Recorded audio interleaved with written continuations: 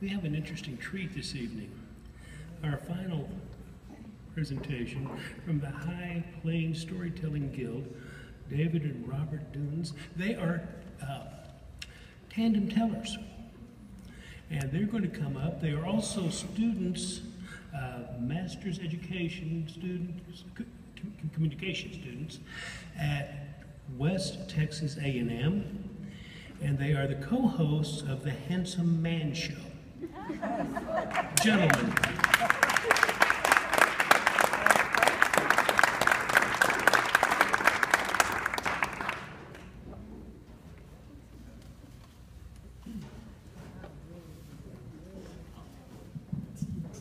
You gotta watch that first step. It's a juicy, it's a dandy.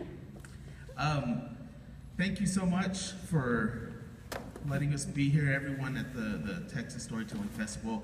I mean, it's kind of hard to go last because so many great stories were just told, and now we're like, what do we do? What do we do? But my name is Robert Duenes. And I'm David Duenes. And No relation. No relation. We're brothers. We're representing the Panhandle Storytelling Guild, and we'd like to thank everyone at the Storytellers of the High Plains and everyone at the Texas Storytelling Festival for allowing us to do this. This is a treat for us. We are both host of a morning radio show, so it's kind of different because it's me talking to him, and we don't have all these beautiful faces staring back at us. So now that we're talking to actual people, like, I don't know what to do. What do I do with my hands? Okay, that was a bad joke. All right. So the story that we're going to be telling today is from the far and mystical land of Mexico. This is a story that's been adapted from a folk tale called The Gypsy Queen. This is The Prince and the Orange. Enjoy. My script's upside down. Once upon a time, there was a great king who had only one son. Prince David was fair and brave. He was strong and kind. But the king knew in order for his son to become a truly great ruler, he would need the love of a great queen. When Prince David reached a marriageable age, he told his father that he was ready to go out and fulfill his destiny and become a truly great ruler.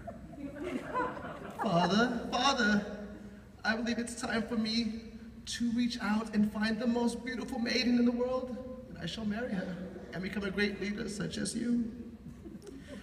Prince David left the palaces, scouring the land in search of his new bride. He crossed the great mountains and passed through the scorching deserts.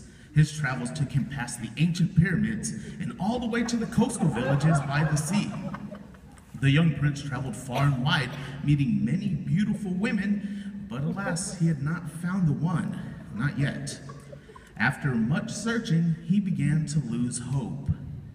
Overcome with thirst, Prince David came upon a fountain where he decided that he would stop and take a drink. As the young prince bent down to drink from the fountain, he saw reflected in the water what appeared to be 3 pieces of low-hanging fruit. Looking up, he saw 3 large and beautiful oranges on the branch of the tree. How tasty. I believe I'll have 1, 2, maybe 3. Climbing the tree, he removed the oranges from the branch. The prince cut the first orange in half, and from its interior appeared a beautiful maiden.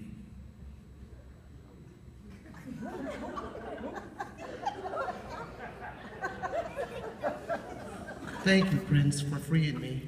I am very hungry. Might I have a loaf of bread? Said the maiden to the prince. Yes, you see, dear orange lady, I have no bread to offer you. Well, into an orange I shall return. And so the beautiful maiden disappeared and returned to the orange from whence she came. Oh no! Stunned by what had just happened, the prince quickly cut the second orange in half, and from this orange sprang another beautiful maiden, only this maiden was more beautiful than the first. Thank you, fair prince, for freeing me. Might I have a loaf of bread, for I am very hungry. that maiden sounded like a dude. You see, a very base-filled lady, I have no bread to offer you.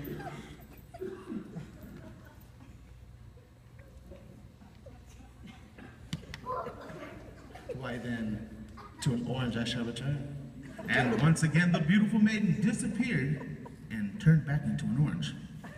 Oh no! Okay.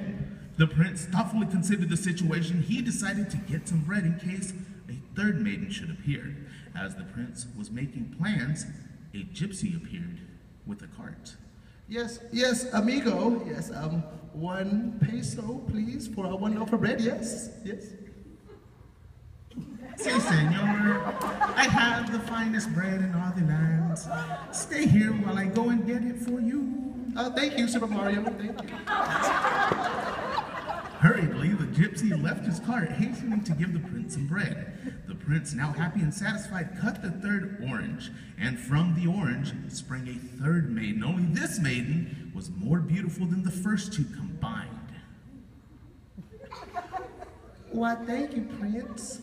Might I have a loaf of bread, for I'm very hungry. The prince joyously gave her bread, and the maiden ate until she was full. The lady of the orange then exclaimed, I have ate my fill, Prince, thank you. I am now yours to do with as you please. Senorita, thank you so very much. We are off to my wonderful kingdom where you and I shall be married at once.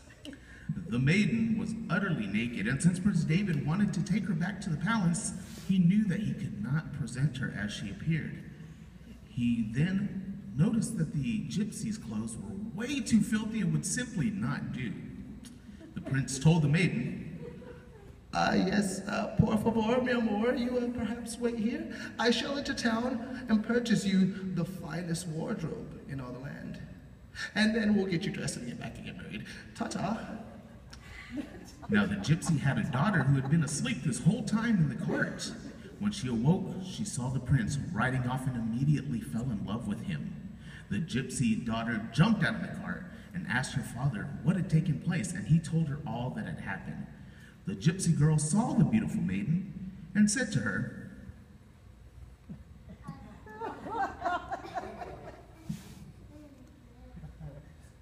"Oh maiden, let me comb your hair, for you need to look your best when the prince arrives." Turn around. So as the gypsy was combing the maiden's hair, she quickly stuck a pin into the back of her head. That was messed up. So when she stuck the pin in the back of the maiden's head, the maiden turned into a dove.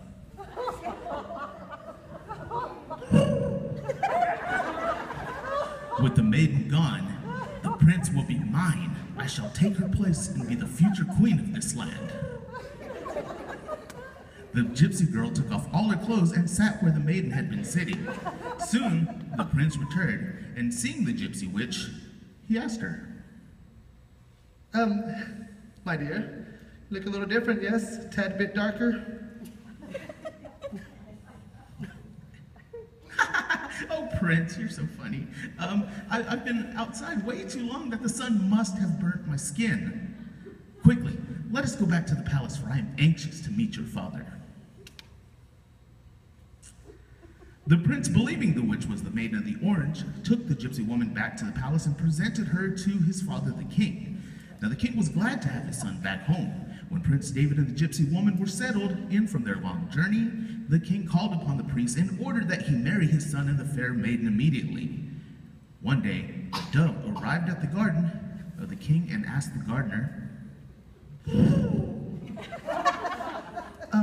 Master of the garden, how fare the prince and his new wife? The gardener replied, "Sometimes he cries, more often than not. He cries louder." From then on, the little bird would come back to the garden and ask the gardener the same question over and over. Finally, the gardener began to suspect that there was trouble afoot. So he went and told the prince exactly what happened. And the prince, hearing this tale, ordered the gardener to capture the little bird the next time it came. So the gardener lined the tree and where the little dove would rest, and the next day, when the dove appeared, it was unable to escape.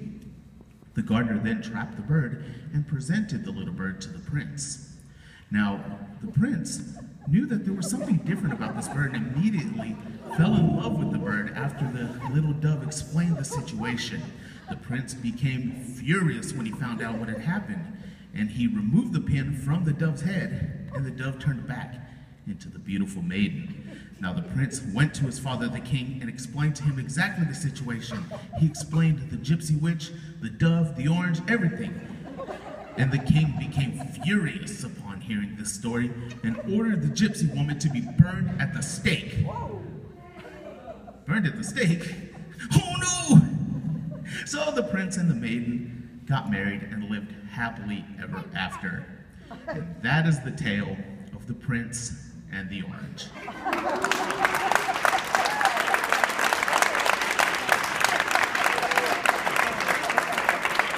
Thank y'all.